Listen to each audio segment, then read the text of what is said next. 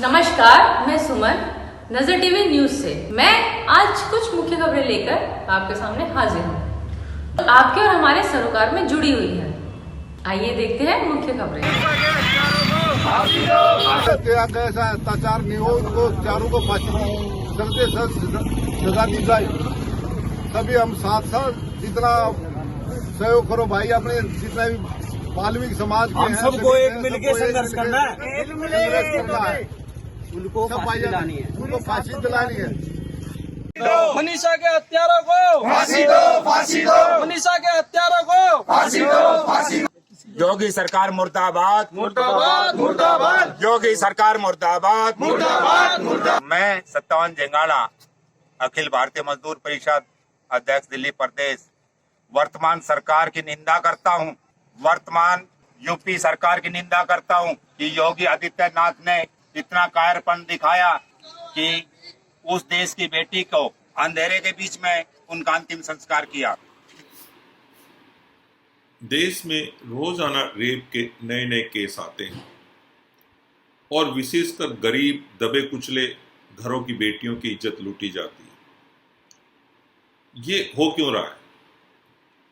क्योंकि आज भी हम जाति प्रथा से नहीं निकल पाए हैं।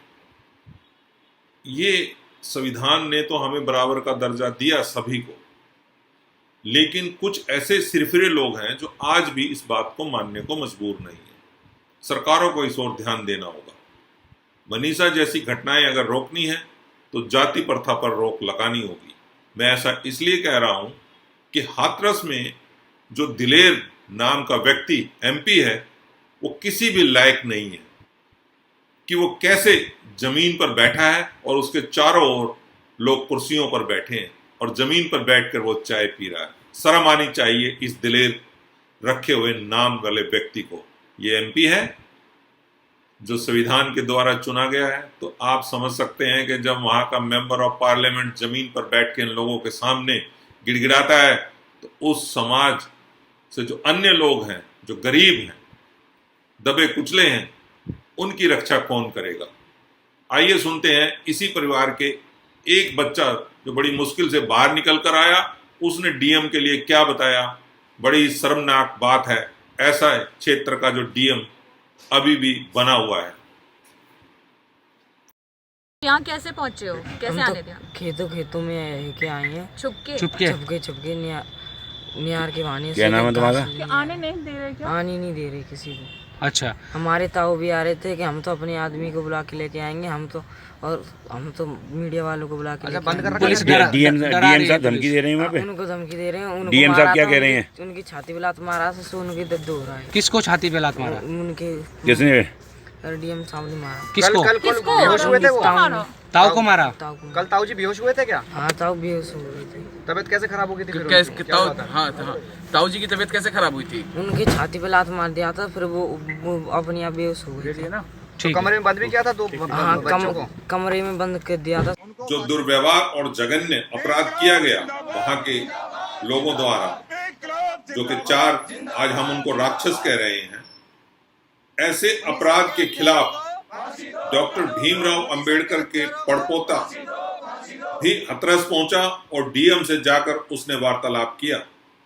उस वार्तालाप में कितनी सच्चाई को उन्होंने हासिल कर लिया और उस सच्चाई से वो कह रहे हैं कि इनको फांसी तक लेकर जाएंगे। आइए सुनते हैं डॉक्टर भीमराव अंबेडकर के वंशज को। सोशल मूवमेंट हम लोग बाबा साहब की ये फिर से शुरू करेंगे। आज देखिए कितनी ताकत है अंबेडकर में। आज गांधी को डिस्ट्रिक्ट के बाहर रुका गया, लेकिन मैं वहां पर एक अंबेडकर वहां पर एसपी, डीवाईएसपी, डीएम से जाके वो सारे पेपर लेकर आया है। और इसलिए मैं आप लोगों से अपील करना चाहता हूं, आप लोग देश में पूरे स्टेट्स में आप लोग ये आंदोलन कर रहे हो, लेकिन उसी के साथ हमको संवैधानिक माध्यम से भी ये आंदोलन करना होगा। मैं इतना ही आज आप लोगों को बताना चाहूँगा, क्योंकि देखिए इतना प्रेशर था, मुझे बताया गया था कि दिल्ली यूपी में गाड़ियाँ पलटी होती रहती है, मुझे बताया गया था।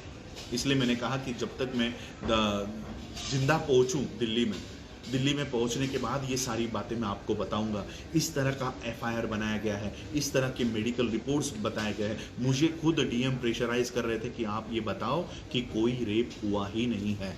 अब मैं आपको बताता हूँ, डीएम हो, एसपी हो या देश का नहीं विदेश का कोई भी आकर ये बताए कि रेप नहीं हुआ है तो भी इसे नहीं माना जाएगा, क्योंकि बच्ची ने, मनीषा ने मरते वक्त ये कहा है कि उसके साथ सामूहिक बलात्कार हुआ है। और वर्ल्ड का कोई भी कोर्ट जो डेथ हमारा होते समय हम जो बयान देते हैं उसको झूठा नहीं साबित करते। और इसलिए जो एफआईआर बना है, जो मेडिकल रिपोर्ट बना है, ये सारे के सारे मनीषा के उस डेथ के समय जो बयान उसने दिया है ये लागू होता है और ये सारे इसमें दोषी पाए जाते हैं। हम केवल इनकी नौकरियां नहीं, इनको जेल के पीछे, सलाखों के पीछे डालने की पूरी व्यवस्था करेंगे। और मैं आप लोगों से ये साथ चाहूँगा कि ये मूवमेंट आप लोगों को संवैधानिक माध्यम से लड़नी है। कई सारे लोग इसको राजनीतिक तूल देने के लिए अपने अपने यहाँ से, मुझे कई सारे, मैं किसी संगठन की बुराई नहीं करना चाहता हूं, लेकिन कई सारे संगठन जो शुरुआत में मुद्दा उठाते हैं और फिर इसको आप लोगों ने देखा है कि हमारे बच्चों को जेलों में लेकर जाया जाता है और जो नेता ये सारे मुद्दों को उठाता है वो भाग जाता है। तो मैं आप लोगों से विनती करना चाहूँगा कि ऐसी मूवमेंट मत चलाइए जहाँ पर क्योंकि संविधान आपके पक्ष में है, संविधान आपके पक्ष में है। संविधान बाबा साहब अम्बेडकर आपको वो सेफगार्ड देकर गए हैं। इस सेफगार्ड को ठीक तरह से इस्तेमाल कीजिए। ये जो सरकार है, योगी की सरकार हो, मोदी की सरकार हो, इनको हम संवैधानिक माध्यम से पकड़ेंगे। लेकिन इस तरह के अगर हम लोग मोर्चा और अनकॉन्स्टिट्यूशनल काम करते रहेंगे तो हमारे लोगों को फंसाएंगे ये लोग। इसलिए मैं आप लोगों से विनती करना चाहता हूं कि ये पूरे मामले को संवैधानिक माध्यम से हम लोग हैंडल करेंगे।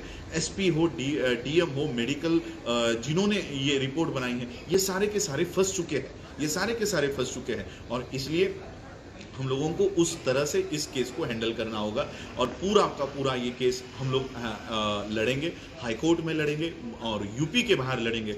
ये मैं आज आप लोगों को बताने आया था कि किस तरह से पुलिस बोल रही है कि लड़की को कोई इंजरी ही नहीं हुई थी। तो सोचिए, अगर पुलिस ये कह रही है, मेडिकल रिपोर्ट ये कह रही है कि इंजरी ही नहीं है, तो फिर ये सांस रुकी कैसे? यहाँ की जो रीढ़ की हड्डी होती है ये टूटने की वजह से सांस रुक गई है।